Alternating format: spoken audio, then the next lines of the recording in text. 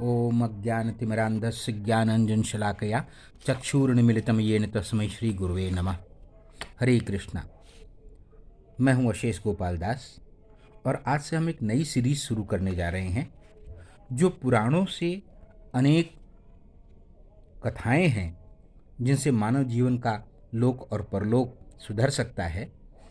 तो हम पुराणों से ज्ञान प्रकाश नाम से एक नई सीरीज शुरू करने जा रहे हैं जो वास्तव में इसी नाम से लिखित पुस्तक पुराणों से ज्ञान प्रकाश हिज ग्रेस पूर्ण प्रज्ञदास द्वारा लिखित है। इसमें से कुछ अंश हम लेकर के और उन पे हम चर्चा करेंगे कि कैसे इनमें दी हुई कथाओं से मानव अपना जीवन सुधार सकता है।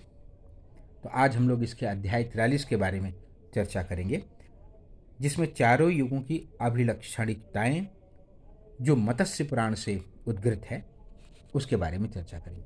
नमो विष्णुपादाय कृष्ण पृष्ठाय भूतले श्रीमते भक्ति वेदांत स्वामिनिति नामिने नमस्ते सारस्वते देवे गौरवाणी प्रचारिणे निर्विशेष शून्यवादी पाश्चात्य देशे तारिणे। जय श्री कृष्ण चैतन्य प्रभु नित्यानंद श्री अद्वैत गदाधर श्रीवासादि गौर भक्त वृंद। हरे कृष्णा कृष्ण कृष्ण हरे हरे, हरे राम राम राम हरे हरे। नैमिषारण्य वन में जब ऋषियों ने चारों युगों के बारे में जानने की इच्छा प्रकट करी तो सूत गोस्वामी ने इस विषय पर विस्तार से प्रकाश डाला।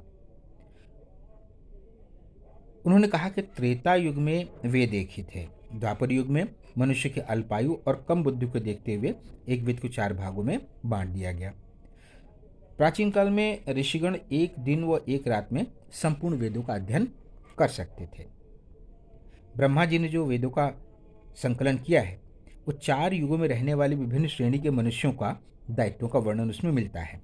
लेकिन समय व्यतीत होने के साथ साथ इन दायित्वों का उचित ज्ञान खो गया और जिसके कारण धार्मिक क्रियाकलाप दूषित हो गए। इसी को यहाँ पर सूत गोस्वामी वर्णन करते हैं। चातुर्वर्ण्या मया सृष्टा गुण कर्म विभागशः। भगवान भगवत गीता में कहते हैं कि चारों वर्णों की जो सृष्टि है वो मैंने की है। तो क्षत्रियों और वैश्यों का दायित्व यज्ञ कार्यों का आयोजन करना होता है और शूद्रों का दायित्व उच्च वर्ण के लोगों की सेवा करना। ब्राह्मणों का सर्वोपरि दायित्व वैदिक मंत्रों का जाप करना और उनके अर्थों को समझना होता है। त्रेता युग के दौरान इस प्रकार से दायित्वों का उचित ढंग से पालन किया जाता था। ब्राह्मणों को वैदिक साहित्य से जो अध्ययन प्राप्त जो ज्ञान है वो दयापूर्वक क्षत्रियों को वो उससे प्रबुद्ध करते थे। क्षत्रियों को भी सावधानी पूर्वक वैश्यों को शिक्षित करना होता था और उनकी गतिविधियों को इस तरह से नियंत्रित करना होता था ताकि वे समाज की शांति को भंग नहीं कर सकें। वैश्यों द्वारा प्रेम पूर्वक शूद्रों का ध्यान रखा जाता था और इस प्रकार से उन्हें शिक्षित किया जाए ताकि वे अपने दायित्वों का उचित ढंग से निर्वहन कर सकें। इस तरह से त्रेता युग के लोगों ने वर्णाश्रम धर्म के सिद्धांतों को आत्मसात किया, जिसके परिणाम स्वरूप उनके इरादे सदैव फलदायी होते थे। उस युग के लोग दीर्घायु होते थे, बलशाली, सुंदर, धार्मिक और विनम्र हुआ करते थे। इसके बाद आया द्वापर युग। द्वापर युग के लोग अधिक लालची और उद्विग्न हो गए और उनमें झगड़ा करने की प्रवृत्ति बढ़ गई। धार्मिक सिद्धांतों की अवहेलना होने लगी। चारों ओर पाप पूरी कार्य तेजी से बढ़ने लग गए। ये सब कुछ भावनाओं और अज्ञान का प्रभाव बढ़ने के कारण होने लगा। सतयुग में लोग जिन पापों के बारे में पूर्णतः अनभिज्ञ थे, त्रेता युग में वे पाप यदाकदा होने लगे थे और द्वापर युग में तो लोग सामान्य ऐसे पाप कर्म करने लग गए। द्वापर युग में धर्म थोड़ा कमजोर पड़ा, लेकिन कलयुग के दौरान धर्म का व्यवहारता विलोप ही हो गया है। समय बीतने के साथ साथ वर्णों और आश्रमों के दायित्वों की अधिकाधिक अवहेलना की जाने लगी, जिसके कारण शास्त्रों की नाना प्रकार से व्याख्या भी होने लगी और उनका वास्तविक अर्थ जो है ना वो व्यवहारता विलोप हो गया। तो इस तरह से शास्त्रों की भिन्न भिन्न प्रकार से व्याख्या किए जाने के कारण विविध प्रकार की हास्यास्पद व्याख्याओं के अनुयायी बनकर लोग विभिन्न समूह में विभाजित हो गए। इस प्रकार एक ही वास्तविक धर्म होने के बावजूद अज्ञानता के कारण भिन्न भिन्न धार्मिक पंथ निर्मित हो गए और प्रत्येक पंथ एक दूसरे से मत भिन्नता रखने लग गया। इस तरह से एक प्रमाणिक धार्मिक व्यवहार के अभाव में समाज में अव्यवस्था व्याप्त हो गई। त्रेता युग के दौरान केवल एक वेद था द्वापर युग के दौरान वेद 4 भागों में विभाजित किए गए: ऋग्वेद, यजुर्वेद, सामवेद और अथर्ववेद। इस युग के विकास के साथ साथ महान ऋषियों के पुत्रों ने वेदों की विभिन्न शाखाओं और उपशाखाओं में विस्तार किया। इन ऋषियों और अन्य ऋषियों ने अपने अपने बोध के अनुसार वेदों की इन शाखाओं और उपशाखाओं के बारे में टीकाएं लिखी, जिसके कारण विचारधाराओं में विविधता आ गई और कुछ विचारधाराएं तो वेदों के मूल मंतव्य से बिल्कुल ही उलट हो गई। इस तरह से द्वापर युग के दौरान विविध प्रकार की विचार सारणियां उत्पन्न हुई। यद्यपि ये स्थिति द्वापर युग में थी, लेकिन कलयुग में तो वेदों के व्यवहारता विलोप ही हो गया। आध्यात्मिक दिशा के अभाव के कारण लोगों की आदतें अनियंत्रित हो गईं और इस प्रकार वे रोग और अकाल मृत्यु के आसान शिकार बन गए। यद्यपि वे शोध अनुसंधान करके रोगों को दूर करने का प्रयास करते हैं, लेकिन अशुद्ध जीवन शैली के कारण वे ऐसा कर पाने में असफल ही रहते हैं।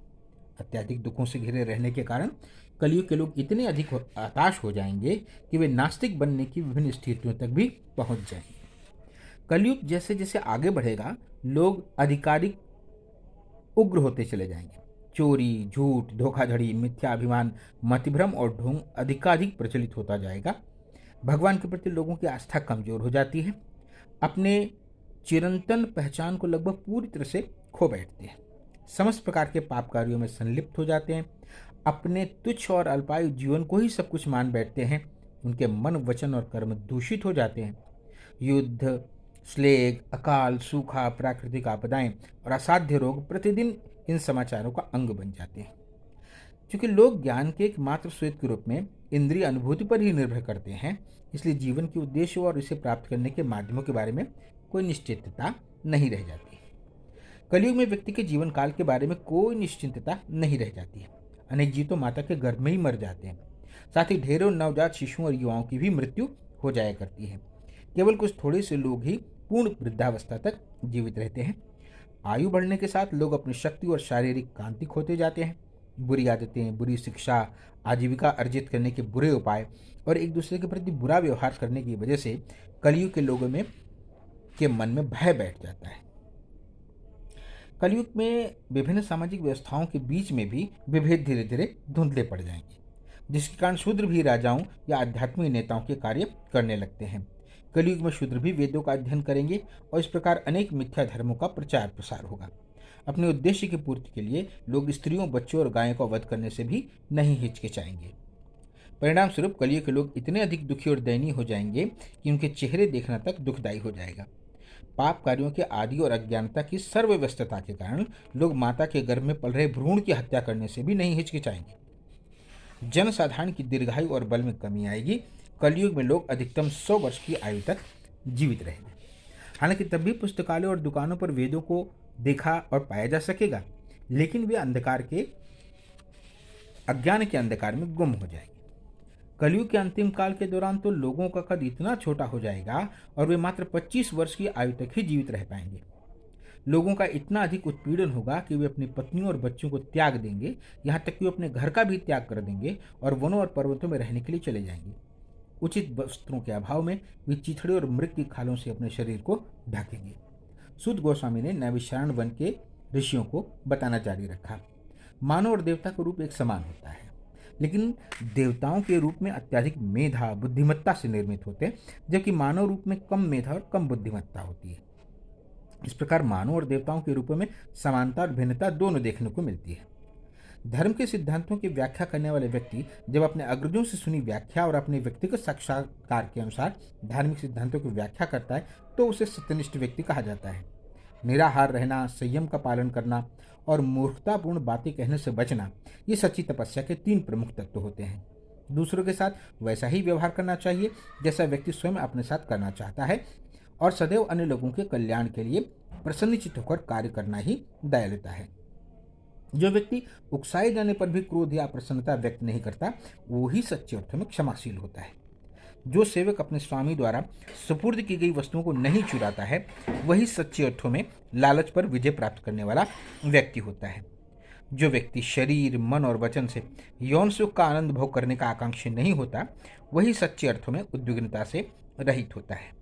जिस व्यक्ति की भावनाएं स्वयं संलिप्तता के उद्देश्य से नहीं बहकती, उसे ही सच्चे अर्थों में आत्मनियंत्रित व्यक्ति कहा जाता है। जो व्यक्ति इंद्रियों से संबंधित वस्तुओं की उपस्थिति में भी उत्तेजित नहीं होता है और इंद्रिय सुख भोग की आकांक्षा में नहीं भटकता है, उसे ही आत्म पर विजय प्राप्त करने वाला व्यक्ति कहा जाता है। जो व्यक्ति किसी योग्य व्यक्ति को दान दक्षिणा में अपनी प्रिय वस्तु देता है, वह एक आदर्श दानदाता व्यक्ति का उदाहरण प्रस्तुत करता है। अच्छाई और बुराई से और साथ ही इंद्रिय उत्तेजना प्रदान करने वाली वस्तुओं से उदासीन रखना ही वास्तविक उदासीनता या वास्तविक अनासक्ति होती है। इस प्रकार नैमिषारण्य के वन में ऋषियों ने जब चारों युगों के बारे में जानने की इच्छा प्रकट करी तो सूत गोस्वामी ने इस प्रकार से वर्णन किया। तो आज हमने पुराणों से ज्ञान प्रकाश के अध्याय 43 के बारे में जाना। ये वीडियो आपको कैसा लगा? अगर आपको अच्छा लगा तो कृपया इसे लाइक, शेयर और सब्सक्राइब करें। आगे हम इसी पुराणों से ज्ञान प्रकाश जो मानव जीवन को आलोकित करेगा और अधिक अध्यायों के बारे में हम चर्चा करेंगे। मैं अशेष गोपाल दास अब आपसे विदा चाहता हूँ। हरे कृष्णा।